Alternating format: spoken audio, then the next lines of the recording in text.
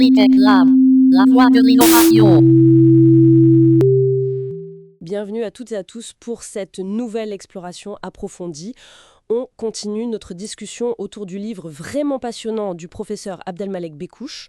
Oui, Transformation de l'université algérienne, un ouvrage qu'on explore maintenant pour la 4e session déjà, et on remercie encore le professeur d'avoir accepté qu'on discute de son travail ici. Absolument. Alors rappelons juste pour ceux qui nous rejoignent, le professeur Bekouche enseigne à l'université de Tlemcen. Il a aussi été recteur.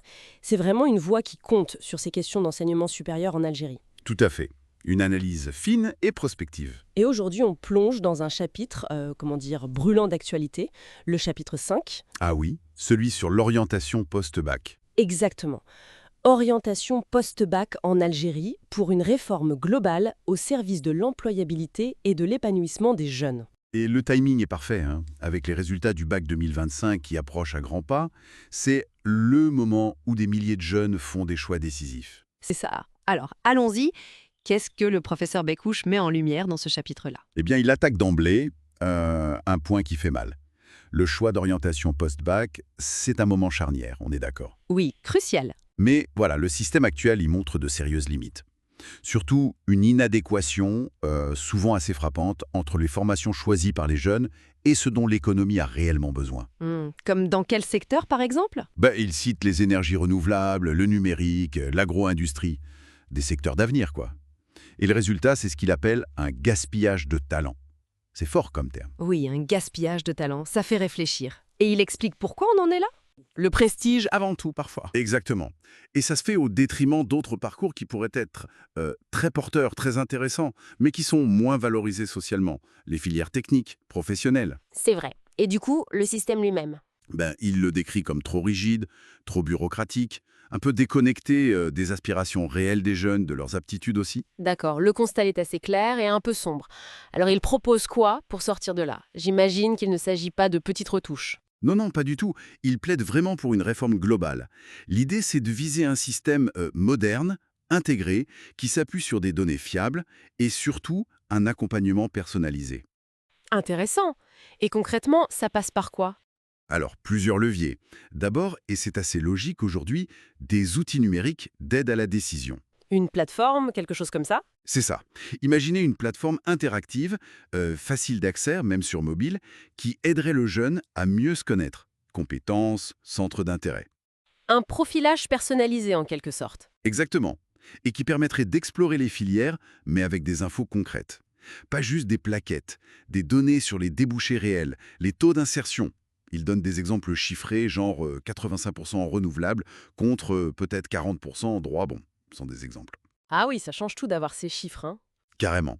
Et un simulateur d'admission réel. Et le point clé? Connecté en temps réel aux besoins du marché du travail, via l'ANEM, l'Agence nationale de l'emploi, un peu comme ce qui existe en Tunisie avec Orientini. Une plateforme connectée au marché du travail en temps réel. Ça serait une avancée majeure, non? Ah oui, potentiellement. Mais attention, l'outil numérique seul ne fait pas tout. L'auteur insiste beaucoup là-dessus. J'imagine. Il faut l'humain derrière. Bien sûr, c'est le deuxième levier, un accompagnement humain renforcé. Des conseillers spécialisés, présents dès le lycée, des cellules d'écoute. Il parle aussi de tutorat par les pairs et d'impliquer les réseaux d'anciens élèves, les alumni. Créer une vraie communauté d'entraide autour de l'orientation. C'est l'idée. Troisième levier, plus de flexibilité. Assouplir les critères d'accès, ne pas se focaliser que sur la moyenne, augmenter les capacités dans les filières stratégiques, celles qui manquent de bras ou de cerveau, et surtout, créer des passerelles. Des passerelles entre filières. Oui, pour permettre des parcours plus hybrides.